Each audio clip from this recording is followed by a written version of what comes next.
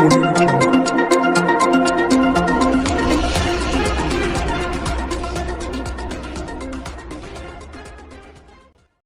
को तृणमूल कांग्रेस प्राथमिक और माध्यमिक शिक्षा संगठन की तरफ से रेलवे द्वारा आसनसोल में रेल स्कूलों को बंद करने के फैसले के खिलाफ जोरदार आंदोलन किया गया। आसनसोल में जीटी रोड के किनारे स्थित रेलवे स्कूल से शिक्षक संगठन के नेता और टीएमसी पार्षद अशोक रुद्रा के नेतृत्व में एक विरोध रैली निकाली जो कि डीआरएम कार्यालय तक गई। यहाँ डीआरएम कार्यालय के गेट के सामने शिक्षक संगठन के सदस्यों ने जोरदार नारेबाजी की और रेलवे के इस फैसले का विरोध किया।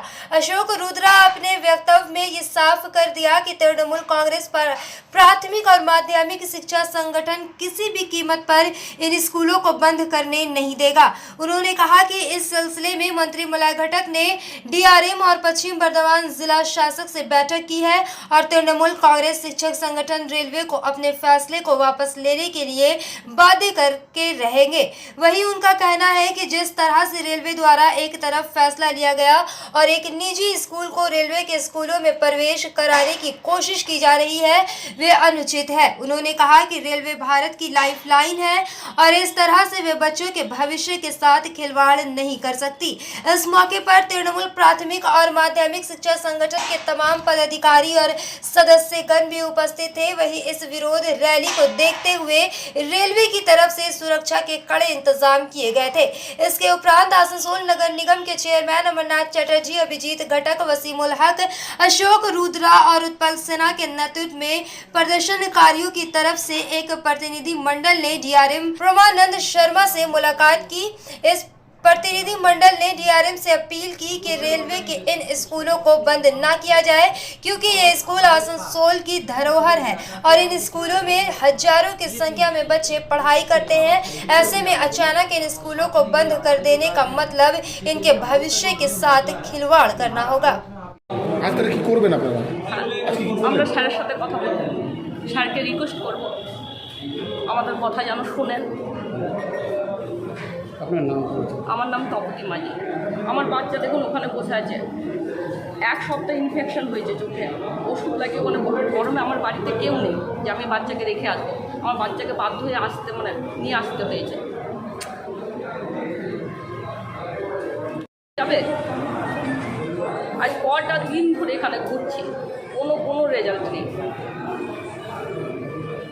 আপনারা প্লিজ একটু করুন, আপনাদের হাতে যদি কিছু আছে প্লিজ কিছু করুন।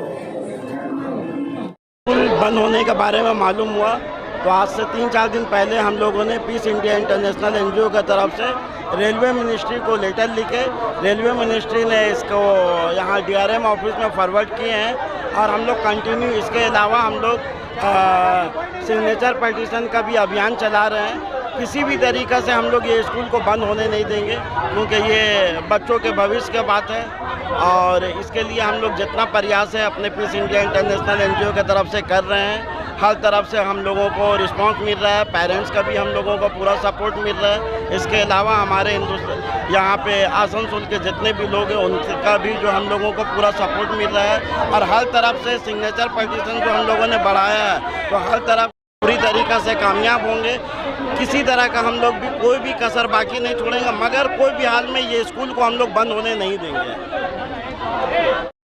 रेल একটা তুগলকি সিদ্ধান্ত নিয়েছে যে আসানসোল এবং অন্ডালে যে 3টে রেলের স্কুল আছে এই স্কুলগুলোকে রেল বন্ধ করবে এবং বন্ধ করার কাজ তারা শুরুও করে দিয়েছে। ক্লাস 1-এ এন্ট্রি লেভেলে ভর্তি বন্ধ করে ক্লাস 1-এ এই স্কুলগুলোয় প্রায় 2600-র ওপরে ছাত্রছাত্রী আছে। এর মধ্যে একটা স্কুল হেরিটেজ স্কুল 125 বছরের ওপর বয়স এবং আসানসোলের আবেগ এই স্কুলগুলো এবং হঠাৎ করে রেল যাকে দেশের লাইফলাইন বলা হয় সে এই ধরনের একটা তুগলকি সিদ্ধান্ত নেবে, এই ধরনের সামাজিক দায়বদ্ধতা থেকে সরে হঠাৎ করে স্কুল বন্ধ করে দেওয়া যায় না। তাই আমরা আজকে তৃণমূলের শিক্ষক সংগঠনের শিক্ষক শিক্ষিকারা এসেছি এবং সাথে আপনারা দেখেছেন হাজারখানেক অভিভাবক অভিভাবিকারা এসেছেন আমাদের ডিআরএমের কাছে এবং ডিআরএমের মাধ্যমে রেলের আরও উচ্চতর কর্তৃপক্ষ জিএম রেল বোর্ড এবং রেলওয়ে মন্ত্রীর কাছে আবেদন যে রেল কোনো বানিয়াদের জায়গা নয়, রেল শুধুমাত্র মুনাফা দেখবে এটা হয় না, এই স্কুলগুলো ছেলে মেয়েদের ভবিষ্যৎ আছে, অনেক আবেগ, অনেক স্বপ্ন আছে। এই স্কুলগুলো আমরা কোনোভাবে বন্ধ হতে দেব না। রেল যদি তার সিদ্ধান্ত প্রত্যাহার না করে তাহলে আমরা এখানে লাগাতার ধর্ণা চালিয়ে যাব। হ্যাঁ, হ্যাঁ, ঢোকার সময় স্বাভাবিকভাবে রেলওয়ে প্রোটেকশন ফোর্স বাধা দিয়েছেন, তাদেরকে আমরা বুঝিয়েছি যে আপনাদের ছেলেমেয়েরাও যে স্কুলে পড়ছে হঠাৎ করে যদি তাদের কাছে বন্ধ নোটিশ যায় আপনাদের মনে কি হবে? ঠিক একই ধরনের অভিভাবকদের जो सिद्धांत दिया इसका विरुद्ध में जो आंदोलन है आंदोलन हम लोग जाएंगे। लेकिन अभी डीआरएम साहब ये एक अच्छा सिद्धांत दिया कि आप लोगों ने जो डिमांड लाया है ये डिमांड को हम हायर अथॉरिटी तक भेजवा देते हैं। সেই চাহিদাটা পূরণ হোক, এটাতেই আমরা খুশি। আগামী দিন আমাদের আন্দোলন থাকবে, যদি উঠে আর যদি না ওঠে স্কুল তাহলে ভালো থাকবে। সিদ্ধান্ত নাই রয়েছে উঠিয়ে দেবে, তাহলে কি করবো? তাহলে আমরা আগামী দিন আরো বড় আন্দোলন করবো, তখন আমরা ডিএস অফিসের বাইরে আন্দোলন করবো, ডিআরএম অফিসের বাইরে আন্দোলন করবো। আন্দোলন আমাদের ছড়িয়ে, শুধু আসানসোলে তো স্কুল উঠছে না, বিভিন্ন জায়গায় উঠছে তো স্কুল, সব জায়গায় আন্দোলন হবে। ডিআরএম কি বলুন লাস্ট আসছেন, উনি আসছেন। जो कंसर्न है उसका रिप्रेजेंटेशन मिला है और इसको मैं अपने उच्च अधिकारियों के पास हेडक्वार्टर भेजूंगा ताकि इसमें वो उचित समझ के जो फैसला करें, फिर आप लोगों को आगे की सूचना दी जाएगी। ठीक है,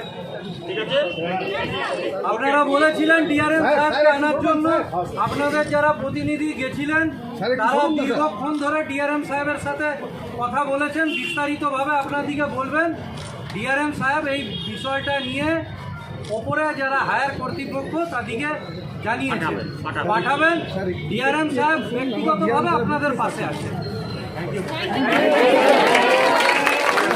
मूवमेंट हो रहा है, इसके बारे में आज काफ़ी सारे हंगामे भी हुए हैं, तो क्या बोलेंगे सर?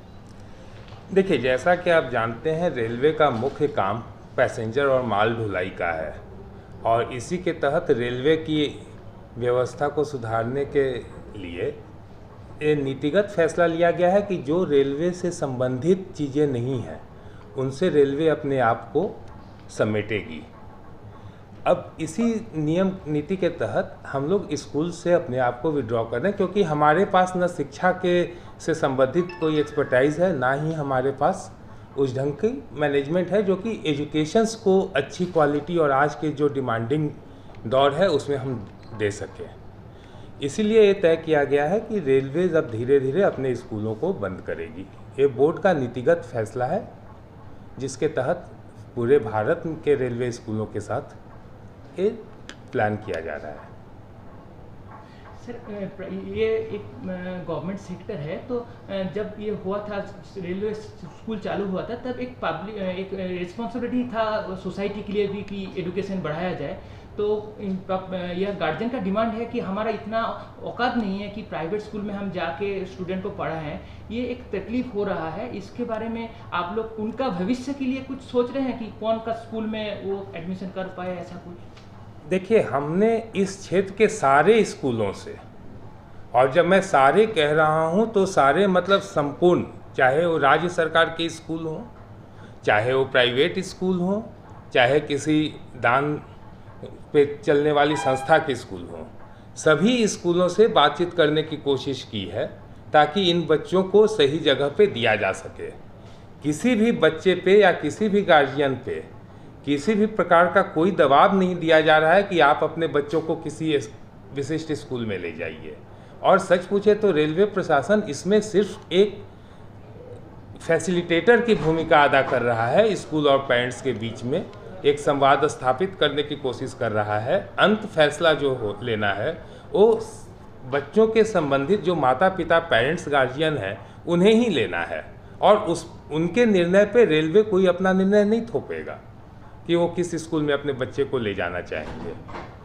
उनका कहना है ऐसे कि आपका यहाँ पर फीस स्ट्रक्चर तो बहुत कम है, अगर प्राइवेट स्कूल में ज़्यादा है तो ऐसा कुछ भी एग्रीमेंट रेल क्या करेगा कि हमारा फीस स्ट्रक्चर में वो एडमिशन मिलेगा उसको?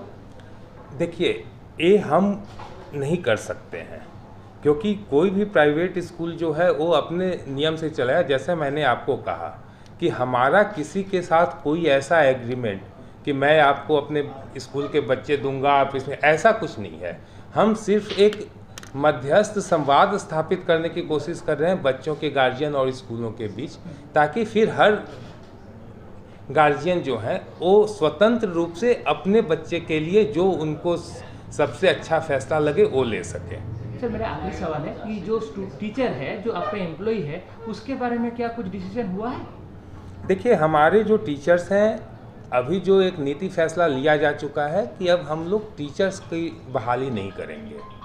तो ये तय है कि एग्जिस्टिंग जो है, हाँ सुन बता, तो ये तो तय है कि जो टीचर्स, जैसे अभी हम 1 साल 2 साल 3 साल अभी इन स्कूलों को चलाएंगे, तो ये जो चलेंगे स्कूल, इस बीच टीचर्स रिटायर करते रहेंगे।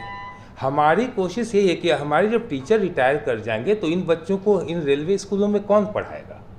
तो इससे पहले कि इनके शिक्षा पे प्रभाव पड़े, हम चाहते हैं कि ये बच्चे और स्कूलों में जो नियमित रूप से आगे चलने वाले हैं उनमें सेटल हो जाए, और जो शिक्षक हैं वो तो रिटायर होंगे और जो बच जाएंगे कुछ तो रेलवे के बाकी जो हमारे ऑफिस के कार्यकलाप हैं उनमें उनको रिहेबिलिटेट कर लिया जाएगा। Thank you. सोमवार को आसनसोल काजी नजरुल विश्वविद्यालय के सामने विभिन्न कॉलेजों के छात्रों ने प्रदर्शन किया। उनका कहना था कि उनकी परीक्षा ऑनलाइन तरीके से ली जाए। उनका कहना था कि पिछले कुछ समय से इनको ऑनलाइन पढ़ाई और ऑनलाइन परीक्षा देने की आदत सी हो गई है। अब अचानक अगर ऑफलाइन परीक्षा ली जाएगी तो वे अन्य कॉलेजों के विद्यार्थियों जिनकी ऑनलाइन परीक्षा हो रही है उनसे पिछड़ जाएंगे। इनका कहना है कि पहले नगर निगम चुनाव, उसके उपरांत लोकसभा चुनाव के लिए इनकी पढ़ाई में काफी खलल पड़ा था। अब अचानक 6 महीने का पाठ्यक्रम 2 महीने में खत्म कर ऑफलाइन परीक्षा लेने से इनको भारी दिक्कतों का सामना करना पड़ेगा।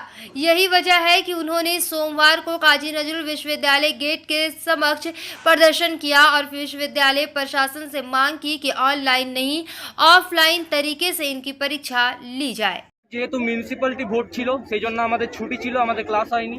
তারপর লোকসভা ভোটের জন্য আমাদের কলেজ খুলেছিল 18 তারিখ এবং সেই জন্য আমাদের দীর্ঘদিন ধরে ক্লাস হয়নি। সুতরাং আমাদের এই 1 থেকে 1.5 মাসের মধ্যে গোটা সিলেবাস কমপ্লিট করা সম্ভব নয়।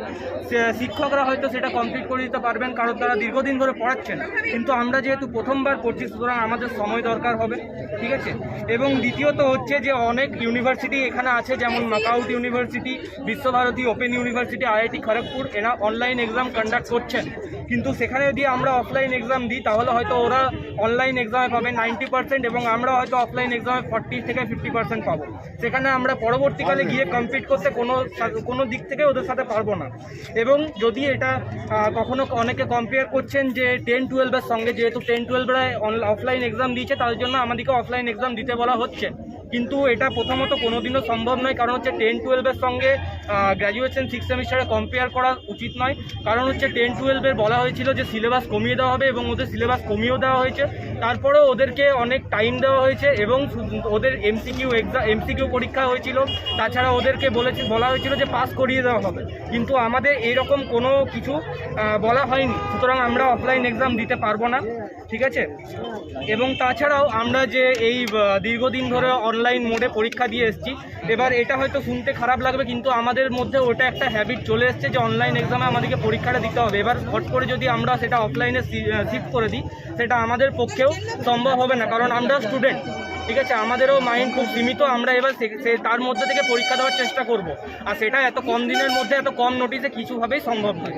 তো এটাই আমাদের মেন দাবি হচ্ছে যে আমাদের অনলাইন এক্সাম চাই, আমরা কোনো মতে অফলাইন এক্সাম কন্ডাক্ট করতে পারি না। স্টুডেন্টদের ফিউচার বলে একটা জিনিস আছে, কারণ আমাদেরকে এরপর অনেক বড় জায়গায় উঠতে হবে বা বিভিন্ন ধরনের পরীক্ষা আমাদেরকে দিতে হবে। সেখানে আমরা যদি 40 থেকে 50% মার্কস পাই সেখানে আমাদের কোনো লাভ নেই। তাই আমরা চাই অনলাইন এক্সাম হোক। আপনার নামটা? আমার নাম সুমন চ্যাটার্জি। हमारा 6 सेमिस्टर नहीं होता है तो हम लोग क्या करें? नहीं, हम लोग ऑनलाइन क्लासेस एग्जाम ही चाहिए, क्योंकि देखिए हम लोग का पढ़ाई नहीं हुआ है, कुछ भी नहीं हुआ है, तो हम लोग को ऑनलाइन ही चाहिए। टीचर क्लास नहीं करता है, फिर वोट के लिए इलेक्शन के लिए भी बंद था, स्कूल कॉलेज सब बंद था, स्कूल के नहीं पता पर कॉलेज तो बंद था। फिर हम लोग ऑनलाइन चाहिए, क्लास नहीं हुआ। ऑनलाइन में भी 2-4 दिन क्लास हुआ। यूनिवर्सिटी नहीं मानते हैं तो क्या करें? नहीं, हम लोग का दाबी मानना ही पड़ेगा बस, और कुछ नहीं है। हम लोग को कुछ नहीं चाहिए, हम लोग ऑनलाइन एग्जाम ही चाहिए बस। हम लोग और कुछ नहीं जानते हैं, सिर्फ online, no blended mode, no कुछ, हम लोग को ऑनलाइन ही चाहिए। नहीं मानेगा तो तो हम वो ख़त्म कर देगी सिलेबस, लेकिन हमसे पॉसिबल नहीं है ना, हमको तो पढ़ना पड़ेगा, सब रटना पड़ेगा, फिर ऑफलाइन में सेंटर में जाके लिखना पड़ेगा, तो ये सब ऐसे पॉसिबल नहीं है। वो लोग पढ़ा देगी भी, लेकिन हमें तो मैंने संभव नहीं है लिखना जाके। कोरोना लॉकडाउन के लिए तो कोरोना में तो हो ही, उसके लिए बहुत सारा प्रॉब्लम हुआ है, सबका जो रहता है उनका वो बिगड़ गया है, पढ़ने का जो रहता है टेक्निक जिसका भी जैसा भी हो, तो अभी हमको सिर्फ ऑनलाइन ही मांगता है। तो ऐसा है कि कुछ जगह में ऑनलाइन हो रहा है, कुछ जगह बहुत जगह में हो रहा है, बहुत जगह में हो रहा है, जहाँ पर दिक्कत है बहुत जगह ऑफलाइन हो रहा है, सब जगह हो रहा है, तो यहाँ भी ऑनलाइन हमको चाहिए बस। नहीं हुआ, जितना बड़ा हम लोग का सिलेबस है 2-3 महीनों में वो खत्म नहीं हो सकता। 6 मंथ का सिलेबस ये लोग चाह रहे हैं कि 2-3 महीनों में खत्म हो जाएगा, और 1 महीने पहले ये लोग बोल रहे हैं कि ऑफलाइन एग्जाम होगा। हम लोग को हैबिट हो चुका है ना ऑनलाइन एग्जाम देने की, हम ये नहीं बोल रहे कि नहीं देंगे ऑफलाइन एग्जाम, लेकिन अगर टाइम थोड़ा बढ़ा देते ये लोग तो क्या हो जाता। अब हम लोग वो नहीं सुनने वाले, हम लोग को ऑनलाइन एग्जाम ही देना है, क्योंकि कुछ यूनिवर्सिटीज़ ऑनलाइन में एग्जाम दे रहे हैं, तो सब स्टूडेंट्स एक ही है, सब इक्वल है। तो अगर कोई यूनिवर्सिटी ऑनलाइन एग्जाम ले रहे तो ये लोग कैसे ऑफलाइन कर सकते हैं। हम लोग यही चाहते हैं कि ऑनलाइन में एग्जाम हो बस। कहा जाए कि क्यों सिलेबस खत्म नहीं हुआ, क्यों पढ़ाई? क्योंकि टीचर्स लोग आते भी नहीं थे, तो कैसे होगा? आते ही नहीं थे उतना, टीचर लोग क्लास ऐसे नहीं करते अगर প্রথমত আমাদের এমনি ছুটি ছিল, ঠিক আছে, কর্পোরেশনের ভোটের জন্য ছুটি ছিল, ঠিক আছে, আমাদের ভোটের জন্য আমরা পর্যাপ্ত সময় পাইনি, ঠিক আছে, সময় না পাওয়ার কারণে অনেকে ক্লাসে আসেও নি, টিচার্সরা ভালো করে ক্লাসও নেননি, ঠিক আছে। তো তারপরে ব্যক্তিগত ব্যাপার হচ্ছে যে আমাদের স্যার ম্যামরা বলেছেন অনলাইনে ক্লাস করাচ্ছেন, অনলাইনে ক্লাস করানোর অনেক স্টুডেন্টরা ক্লাস করতে পারেনি, বিকজ তাদের পারিবারিকও কিছু সমস্যা থাকতে পারে। অনেক স্টুডেন্টরা হয়তো এরকমও হচ্ছে তাদের ফ্যামিলিতে যে কেউ আর্নিং মেম্বার নয়, সে একজন একা আর্নিং মেম্বার, তো সেই সূত্রে ওকে আর্নিংয়ের জন্য বেরোতে হচ্ছে, ঠিক আছে। সেই হিসাবে অনলাইন পরীক্ষা সম্ভব না, অনলাইন ক্লাস করা সম্ভব নয়, ঠিক আছে। আর সেকেন্ডত হচ্ছে ক্লাসে ইউনিয়ন সেভাবে ক্লাস করা হয়নি, টিচার্সরা সেভাবে ক্লাস করতেও পারেননি। আমাদের স্টুডেন্টদের এই জন্য দাবি যে স্যার অনলাইনে এক্সাম আমরা আমাদের মিনিমাম 2 মাসের মধ্যে 6 মাসের সিলেবাস করা কমপ্লিট নয়, কারণ টিচার্সরাই 6 মাসের সিলেবাস কমপ্লিট করতে পারেনি। তো স্যার আমরাও স্টুডেন্ট, আমরাও কোনো যন্ত্র নয় যে আমরা 6 মাসের সিলেবাস 2 মাসের মধ্যে কমপ্লিট করে দেবো। তো আমরা অনলাইন এক্সাম চাই, এটা আমাদের দাবি। অনলাইন এক্সাম আর অফলাইন এক্সাম হলে আপনাদের কি সুবিধা হয়, কি অসুবিধা হয়?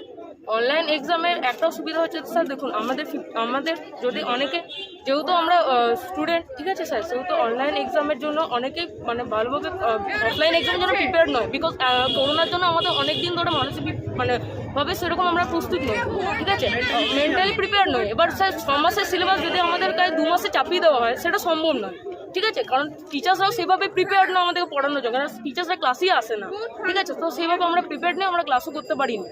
যদি আমরা সিলেবাস, আমরা যে জিনিসটা পড়ছি সেই জিনিসটা আমাদের বুঝতে হবে, সেই জিনিসটা আমাদের বোঝার, আমাদের স্যার ম্যামরা আমাদেরকে বোঝাননি। এবার সেই জায়গায় যদি আমরা এক্সামটা দিই সেই হিসাবে তো আমরা সেই সিলেবাসটাকে বুঝতেই পারিনি, স্যার এটা একটা প্রবলেম হচ্ছে, ঠিক আছে। তাই আমরা অনলাইন এক্সামটাই দাবি করছি, ঠিক আছে, যেহেতু আমরা এর পরবর্তীকালে কম্পিটিটিভ এক্সামও দেবো, সেখানে যদি আমাদের 50% আমরা পার্সেন্টেজ পাই, তো সেখানে তো গভর্নমেন্ট সার্ভিস পাওয়া আমাদের জন্য পসিবলই নয়। আর সবথেকে বড় কথা হচ্ছে টিচার্সদেরকে যখন আমরা বলছি যে স্যার ম্যাম আমাদেরকে ইংলিশে দেবেন না, আমাদেরকে বাংলায়ও কিছু, যারা বাংলা ল্যাঙ্গুয়েজে পড়ছে তাদেরকে বাংলা ল্যাঙ্গুয়েজে নোটস দেবেন, তো তারাও সেটা দিচ্ছে না, বিকজ তারা বলে দিচ্ছে যে এটা সম্ভব না, আমরা দিতে পারছি না, এরকম ইংলিশে কোনো সিলেবাস, বাংলা কোনো এরকম নোটস নেই। তো স্যার সেটাও আমাদের পক্ষে একটা অসুবিধাজনক, ঠিক আছে। তো আমরা চাই অনলাইনে এক্সাম দিতে, বিকজ টিচার্সরাই ওইভাবে আমাদেরকে প্রিপেয়ার করানো।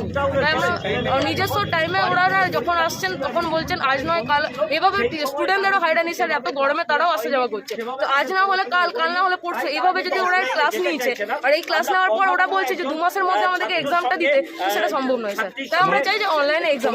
তোমার কোন ক্লাস আর নাম? আমার 6 সেমিস্টার, নেহা চন্দ্র। दिन ब दिन गर्मी का पारा बढ़ता जा रहा है। इस साल मार्च अप्रैल महीने में ही मई और जून की तपिश महसूस की जा रही है। मौसम विभाग का भी कहना है कि मौसम का ये मिजाज अगले कुछ दिनों तक बरकरार रहेगा और बारिश की कोई संभावना नहीं है। ऐसे में जरूरी कामों के लिए घर से बाहर निकलने वाले लोगों को खासी दिक्कतों का सामना करना पड़ रहा है। दिन चढ़ने के साथ ही सड़कें सुनसान हो जा रही हैं। स्कूल जाने वाले बच्चों के अभिभावकों का कहना है कि अगर इनके बच्चों का स्कूल मॉर्निंग सेशन में कर दिया जाए तो काफ़ी अच्छा होगा, क्योंकि दोपहर में जब स्कूल की छुट्टी होती है तब इन बच्चों को इस भीषण गर्मी में भारी परेशानियों का सामना करना पड़ता है। वहीं ऑटो चालकों और ऑटो चालकों का भी कहना है कि दिन चढ़ने के साथ ही सड़कों पर लोगों की आवाजाही बिल्कुल कम हो जाती है, जिससे इनके व्यापार पर भी बुरा असर पड़ रहा है। हालांकि इस गर्मी के मौसम में फलों के जूस बेचने वाले की बिक्री काफी हद तक बढ़ गई है। गर्मी में निकलने वाले राहगीर जूस बेचने वालों के पास क्षणिक राहत के लिए पहुंच रहे हैं। आज से पश्चिम बर्धमान जिला युवा कांग्रेस की तरफ से सदस्यता अभियान शुरू किया गया।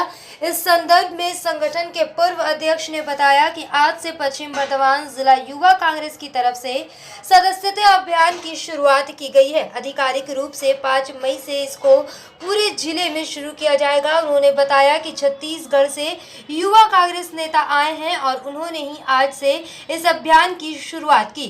उन्होंने कहा कि पूरे पश्चिम बंगाल में युवा कांग्रेस का सदस्यता अभियान शुरू किया जा रहा है। इसी क्रम में पश्चिम बर्धमान जिले में भी इसकी शुरुआत आज से की गई।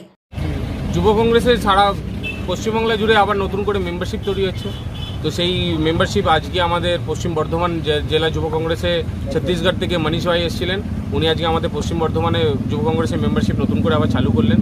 তাই আগামী দিনে যুব কংগ্রেস যাতে আরও পশ্চিমবাংলায় বাড়ে সেটার আমরা চিন্তাভাবনা করছি, পশ্চিম বর্ধমানে সেটা চিন্তা করছি। আমি যুব কংগ্রেসের জেলার এক্স প্রেসিডেন্ট, কারণ এখন ডিজলভ হয়ে গেছে পুরনো ইয়ে, তো আমাদের সেই নতুন করে আবার চিন্তাভাবনা সেটাই আছে। এখনো পর্যন্ত আজ কটা করেছেন আপনারা? না, আমাদের আজকে জাস্ট লঞ্চিং হলো, এরপরে আমাদের 5 তারিখ থেকে এটা চালু হবে নতুন করে মেম্বারশিপ। আপনার নাম? আমার নাম হচ্ছে সৌভিক মুখার্জি, আমি পশ্চিম বর্ধমানের জেলা যুব কাंग्रेस प्रेसिडेंट एक्स। उनका यूथ कांग्रेस का छत्तीसगढ़ से ऑब्जर्वर आए थे मनीष भाई। चूँकि यूथ कांग्रेस में इलेक्शन होता है और इलेक्शन के द्वारा चुन कर करके ही जिला का प्रेसिडेंट होता है, जिला का वाइस प्रेसिडेंट होता है, सेक्रेटरी होता है। उसी तरह से आसनसोल उत्तर असेंबली होगा, तो जो लोग मेंबरशिप बनता है उनका वोट होता है और ये मान्यता ऑल इंडिया लेवल पर है। चूँकि ये लोग चुन करके आते हैं, उसी का इलेक्शन होता है हर 3 साल में। उसका टाइम हो गया था, तो हमारे अभी जो जिला पर्सन जब भी बोल रहे थे, तो उसके बाद जो अब जिला पर्सन बनेंगे और जो उनका सब नॉमिनेशन होता है, ठीक जमहूरियत डेमोक्रेसी में जिस तरीके से वोटिंग होता है उस तरीके से हमारा पार्टी में भी वोटिंग होता है। तो वो वोटिंग के द्वारा जो चुन करके आएगा, जो हमारा कांग्रेस का जो मेंबर बनेंगे वो मेंबर लोग जो वोट कर करके जिनको ब्लॉक का अध्यक्ष के लिए, जिला का अध्यक्ष के लिए, स्टेट का सेक्रेटरी के लिए चुनाव में जो वोट देंगे वही लोगों को मान्यता पार्टी में दिया जाएगा। उसी के प्रति पूरा करने के लिए यूथ कांग्रेस का इलेक्शन कराने के लिए छत्तीसगढ़ से ऑब्जर्वर मनीष भाई आए थे। कब से चालू होगा? ये 5 तारीख से चालू होगा, चूँकि ईद हम लोग का 2 या 3, चूँकि चांद के ऊपर निर्भर पड़ता है, 3 तारीख होगा ना 2 तारीख को होगा, तो ईद के बाद जस्ट इसीलिए 5 तारीख को रखा है। पूरा मगरबी बंगाल में 5 तारीख से यूथ कांग्रेस का मेंबरशिप शुरू होगा। इस मेंबरशिप से क्या होगा? ये इस मेंबरशिप से चूँकि एक पहचान उसका खुद को मिलेगा, एक पहचान ID कार्ड ने दिया है, वोट देने का अधिकार दिया है, तो उसी ढंग से पार्टी का पहचान के लिए दिया है कि ये पार्टी का आदमी है। मान लिया छत्तीसगढ़ में जाएगा, महाराष्ट्र में जाएगा, झारखंड में जाएगा, ये पार्टी तो ऑल इंडिया लेवल पर है, ये क्षेत्रीय पार्टी तो नहीं है जो सिर्फ बंगाल में रहेगा या फिर बिहार में रहेगा। तो इसलिए अगर वो जहाँ पर भी जाएगा उसका मान्यता रहेगा, उसको बोलने नहीं पड़ेगा कि हम कांग्रेस का आदमी है, वो उसका कार्ड बताएगा कि हम कांग्रेस का आदमी है। हम लोग बंगाल आए हुए हैं, पूरे पश्चिम बंगाल में यूथ कांग्रेस का मेंबरशिप लॉन्च हुआ है। ये मेंबरशिप पूरी प्रक्रिया इसकी ऑनलाइन प्रक्रिया है। पहले हम लोग नॉमिनेशन करेंगे। जब नॉमिनेशन जो कोई भी कैंडिडेट पूरे पश्चिम बंगाल में या आसनसोल से जो कोई भी लड़ना चाहते हैं पश्चिम बर्धमान से, तो उनको सबसे पहले मेंबरशिप करना, ऑनलाइन नॉमिनेशन करना है। जब वो ऑनलाइन नॉमिनेशन कर लेंगे तो वो हमारे कैंडिडेट हो जाते हैं। वो ही कैंडिडेट फिर मेंबरशिप करना शुरू करते हैं। जो मेंबरशिप करेंगे वो पूरी की पूरी प्रक्रिया ऑनलाइन सिस्टम में, ऑनलाइन में वो मेंबरशिप करेंगे। उनका जो ID voter card, photo, 8 second का वीडियो, ये सारा वो अपलोड करेंगे। वो फिर ऑनलाइन ही उनको प्रोसेस करेंगे। यही हम लोग का ऑनलाइन प्रोसेस है। इसके बाद फिर हम लोग जो हमारे जो मेंबर बन जाते हैं तो वो एक्टिव मेंबर हो जाते हैं। जो रिजेक्टेड हो जाते हैं किसी भी कारण से, उनका कोई प्रोसेस हमारे सिस्टम में अभी नहीं है। बाकी जो हमारे किसी भी कारण से पेंडिंग हो जाते हैं, वो ऑन होल्ड हो जाते हैं, उनको क्लियर करने के लिए हम लोग फिर नेक्स्ट टाइम टाइम दिया जाता है हम लोगों के लिए। बस अभी हम लोग का पूरी प्रक्रिया नॉमिनेशन, मेंबरशिप, वोटिंग, सारी प्रक्रिया आपका ऑनलाइन ही है। वोटिंग का जो प्रक्रिया है वो वोटिंग हम लोग करते हैं जिस टाइम हम लोग मेंबरशिप करते हैं वही मेंबर उसी टाइम ऑनलाइन करके वोटिंग भी डाल देते हैं। वोटिंग हम लोग का जो करेंगे वो स्टेट के लिए करेंगे, स्टेट जीएस के लिए करेंगे, डिस्ट्रिक्ट के लिए करेंगे और विधानसभा के लिए करेंगे। यही हम लोग का पूरा प्रोसेस। ठीक, आपका नाम? मेरा नाम मनीष चंद्र टैगोर, मैं आसनसोल जोन का जेडर हूँ।